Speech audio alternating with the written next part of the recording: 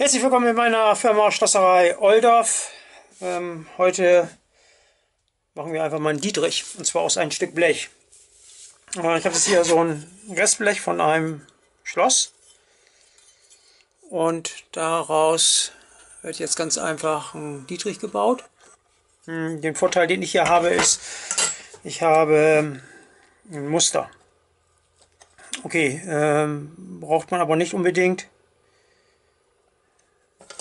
Mal eben gucken. Man kann das also praktisch auch aus dem Kopf theoretisch machen. Jetzt muss ich mal eben sehen, wo ich mir das beste Stück hier raussuche.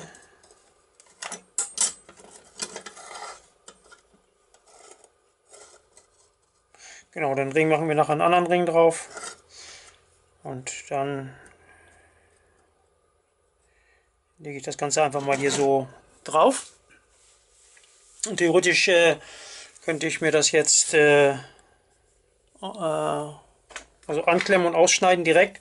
Was hier eigentlich wichtig ist, ist, dass man dieses Maß hier hat. Das ist dieses Maß hier vorne. Das ist einmal die Breite von 10 mm hier. Man sollte nicht 11 machen, sondern man soll bei 10 bleiben. 9 wäre noch okay, aber 10. Und dann braucht man eben halt hier die Gesamthöhe, damit man dann nachher mit arbeiten kann. Also eigentlich ist es sogar diese Höhe hier, die wichtig ist. Und die ist dann 13 mm. Gut, ich mache das jetzt mal ein bisschen anders hier. Und zwar könnte ich mir das jetzt aus dem FF rauszeichnen. Ich mache das jetzt aber mal eben einfach so, dass ich mir das hier anreiße.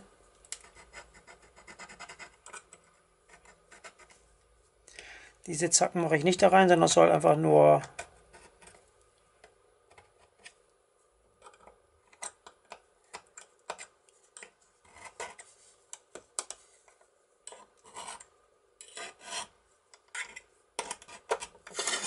so. Jetzt habe ich mir den hier so einigermaßen aufgezeichnet.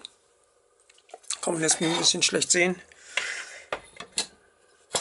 Aber das ist nicht so tragisch hier in dem Fall.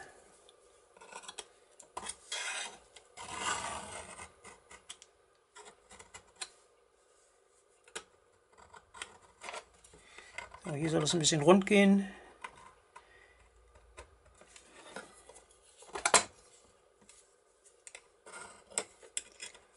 Und hier nach hinten.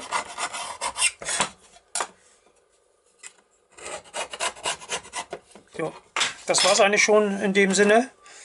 Und das schneide ich jetzt dementsprechend aus und dann gucken wir uns das gleich mal eben an. Ja, so sieht er jetzt aus. Das habe ich jetzt einfach eben halt aus dem Stück Blech rausgeschnitten, der noch ein bisschen nachgearbeitet. Vielleicht könnte ich den noch ein bisschen dünner machen, muss ich mal gucken. Der Kopf ist zwar auch nicht so das Pralle, aber darum geht es noch gar nicht. Es geht eigentlich um dieses vordere Stück hier.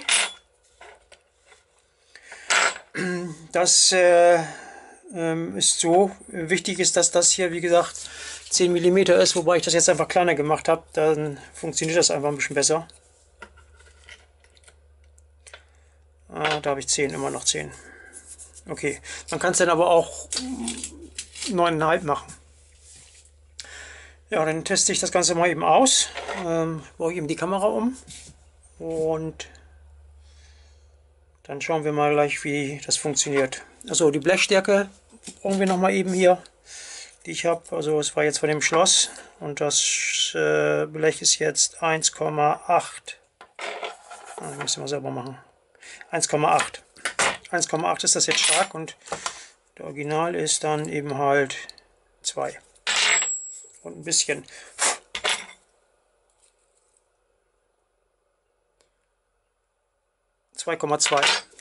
Gut, da soll es aber nicht dran scheitern, sondern wie bekomme ich das hin, dass ich mir eben halt ein Dietrich machen kann aus einem einfachen Stück Blech. Brauche ich noch eine gewisse Länge. Also wichtig ist es mal, dass dieses hier 10 mm ist oder 9,5. Dann brauchen wir hier so einen kleinen Schaft. noch dazu. Kann man sich dann selber so ein bisschen aussuchen. Sollte nach Möglichkeit, also bei dem ist das jetzt hier so, dass das hier ein bisschen drüber steht. Das tut das jetzt hier auch. Er könnte aber auch mit dem glattbündig sein hier. Kann auch sein, das ist also auch nicht so tragisch. Ich habe hier keine Zacken reingemacht, weil ich dann eine normale Zimmertür mit öffnen möchte. Und ich habe jetzt hier eine Länge, die ist aber eigentlich auch uninteressant, aber mindestens 80 sollte er schon sein. Ja, 60 würde auch gehen, je nachdem wie dick die Tür ist. Ja, 60 würde auch gehen. Und dann schneidet man sich das einfach raus. Das heißt also, man muss einen Bogen haben. Wenn man es unbedingt möchte, macht man ihn einfach hier gerade und dann darf der aber nicht breiter als 10 sein. Das ist wichtig, sonst funktioniert das nicht. Und hier sollte der auch eine gewisse Dicke haben, 6 mm, damit man dann noch gut eben halt mitarbeiten kann. Gut, dann probieren wir das Ganze jetzt mal einmal aus. Gut, wir haben jetzt das Schloss, das ist jetzt hier ein Zimmertierschloss und hier ist eben halt mein Dietrich dazu. Wenn man mit dem Dietrich arbeitet, dann steckt man den in das Schloss rein. Ich drehe es mal so rum. Gucken, sieht man das noch alles? Ne, sieht man nicht. Man sieht das nochmal eben hier ein bisschen verschieben. Ne, ist auch nicht gut. Funktioniert auch nicht. Also drehen wir das Ganze nochmal eben wieder so rein. Und setzen das hier mal ein bisschen so auf Mitte. Ja. Wenn ich mit dem Dietrich schließe, muss ich immer den Finger darunter haben, weil wenn ich einfach nur so schließe, dann ist es einfach so. Also wenn ich jetzt einfach nur so schließe, ist es so, dass der mir immer wegkippt. Und zwar hier in dem Bereich. Ich muss also immer einen Finger darunter machen, um das praktisch zu unterstützen. Weil nur reinstecken und jetzt hier einmal drehen, das würde also nicht funktionieren. Der würde runterkippen. Also bei dem ist es vielleicht jetzt gerade nicht so unbedingt der Fall. Was habe ich denn mit diesem Effekt hier? Und damit das also nicht passiert, ist es so, dass ich hier den Finger immer unten drunter habe. Das ist immer wichtig. Ups, den Finger drunter habe und dann, wenn ich das schließe, ist das hier die Unterstützung. Mein Finger ist die Unterstützung und dann kann ich das Ganze drehen und hier kommt der Riegel praktisch raus. So, jetzt machen wir das nochmal alles ein bisschen anders auf hier, damit man das nochmal ein bisschen besser sieht. So. Ich stecke den Dietrich immer so da rein. Ich stecke den nicht so rein, weil das passt ja nicht. Ich muss hier also praktisch hier dazwischen. Dann wird der einfach nach oben gedreht. Und jetzt nehme ich den Finger zur Unterstützung. Hier ist der Riegel. Ich drücke das Ganze jetzt hier hoch. Ja, wenn ich nur schließe, geht es nicht. Ich muss das Ganze hier ein bisschen hochdrücken. Und dann sieht man, dass der Riegel hier weggeht. Ja. Wenn ich das wieder hochdrücke, dann kommt der Riegel wieder raus. Das heißt also, wenn ich den Dietrich reinstecke und drehe, dann kann ich den theoretisch auch auf, wenn es denn geht, 90 Grad nach oben machen. Also so steckt er da jetzt da drin eigentlich. So steckt er da drin. Und jetzt kann ich das Ganze praktisch hochdrücken.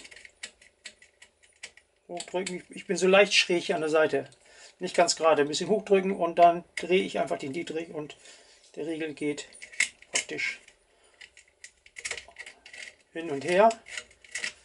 Hier ist auch ein bisschen Spannung drauf. Ne? Also man muss das schon ein bisschen drücken, damit man das ein bisschen führt und dann kann man den hier praktisch auf und zuschließen. Ja, das ist das eben halt mit so einem Dietrich. So sieht meiner aus, selber gebaut. Das ist auch machbar. Was jetzt also man noch beachten muss, ist hier, das muss ich gleich noch ein bisschen verändern. Bei dem hier, den kann ich nicht so ganz drehen, weil der hier noch ein bisschen zu dick ist. Ja, weil ich kann den hier nicht so ganz runterführen, nur da muss ich ein bisschen tricksen. Also das muss ich noch ein bisschen ändern. Das heißt, in dem Bereich hier muss er noch ein bisschen kleiner gemacht werden. Das ist hier zu groß in dem Bereich. Aber auf alle Fälle schließt der. Hier ist der Riegel raus. Jetzt stecke ich den da wieder rein, drehe den, drücke den jetzt hier ein bisschen hoch. Ja, Das ist die Zuhaltung, die ich spüre. Und dann kann ich den Riegel wegdrücken. Ja, und schon habe ich meine Zimmertür auf. Wenn ich einen Schlüssel verloren habe, kann ich mir praktisch aus einem Stück Blech, so wie ich das jetzt hier gemacht habe, sich dementsprechend einen Dietrich bauen. Okay, so, der geht jetzt wieder mit in meine Sammlung, kriegt da gleich noch eine Nummer. Und der muss hier vorne einfach nur glatt sein, mehr also nicht. Hier, den Bogen muss ich noch ein bisschen verjüngen. Und dann ist er eigentlich schon wieder perfekt. Ja, das war es dann soweit von meiner Seite aus und dann freue ich mich schon wieder auf mein nächstes Projekt.